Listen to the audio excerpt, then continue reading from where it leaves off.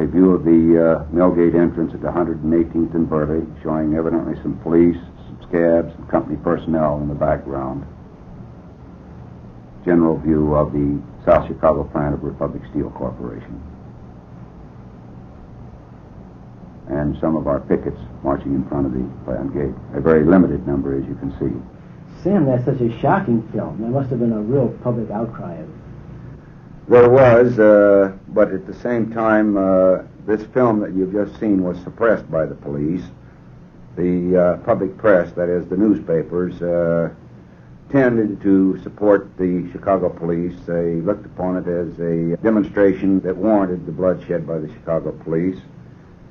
However, we had some similar incidents on the evening of the 26th and the 28th of May at the Republic Steel plant in South Chicago, where, again, our pickets had been beaten by police billy clubs, and we were anticipating that they might do that same thing today. That's the reason, for example, you saw in there some of the cars with a Red Cross sign on it were there to help carry any injured who may have been beaten. However, none of them really anticipated any serious incident or any shooting as took place. Consequently, the whole thing was a real tragedy.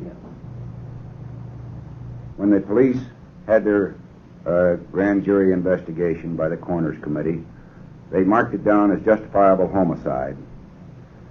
The police alleged that our members were under the influence of marijuana, and that because they had marched across the field that day chanting CIO, CIO, that this was an indication that they were under the influence of dope.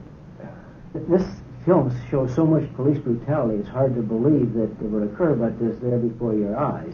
Yes, I think if you examine the film very carefully as it's being shown, you can see many of the police with drawn guns firing.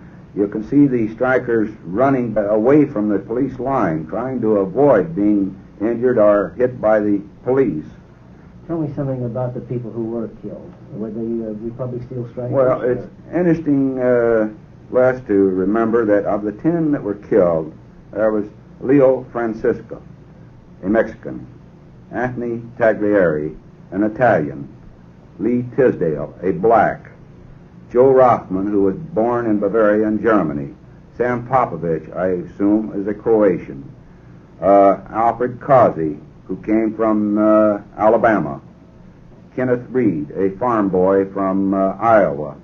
There were 30 other victims of gunshot wounds, and there were 60 others who were clubbed or beaten. Well, you mentioned that lady from Hull House. Yes.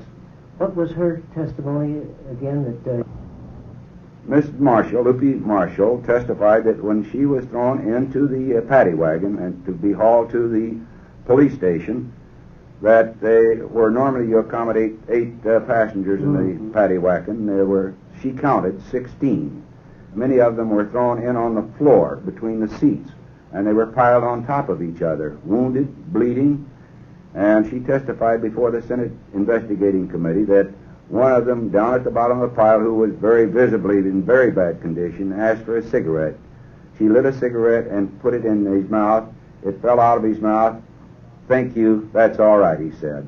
And she said his eyes glazed and she could tell that he was dying right then and there. Well, you said that the film was suppressed. What do you mean by that?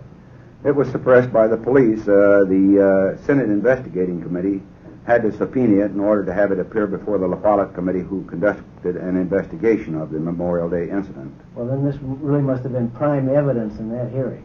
It was, and the Senate Committee also indicated very clearly that the long white clubs that were used by the police, the tear gas that was used by the police, evidently had to come from the properties of Republic Steel Corporation. How did they get to that conclusion? There was no tear gas issued by the regular police department that day, and anyone can see very clearly that these were not regulation police billy clubs. As a matter of fact, the police had been housed, fed, clothed, and billeted inside the plant gates by the Republic Steel Company, and the police had been there even before the strike had begun. What about the strike itself? Well, we, for all practical results, lost the strike, and it took us 4 or 5 years before we achieved our first collective bargaining agreement with the little steel companies. So you did make a comeback. Oh, we did make a comeback. We did not stop fighting. We fought to maintain the union and to conduct local union meetings and continue to organize and to use all of the available legal means that were present to finally vindicate the position of the right of the American working men and women to have a legitimate, bona fide trade union of their own choosing. Our union wasn't handed to us on a silver platter. We had to fight for it every inch of the way. That there were a lot of blood, sweat, and tears that went into the building of this organization. And that as long as we have laws that govern the relationship between the employer and the members of the union, we must constantly be on the alert to protect those rights. The right of freedom to speech, freedom of assembly, the right to peacefully picket. And there's one adage we should always remember: those who forget the past are destined to relive it.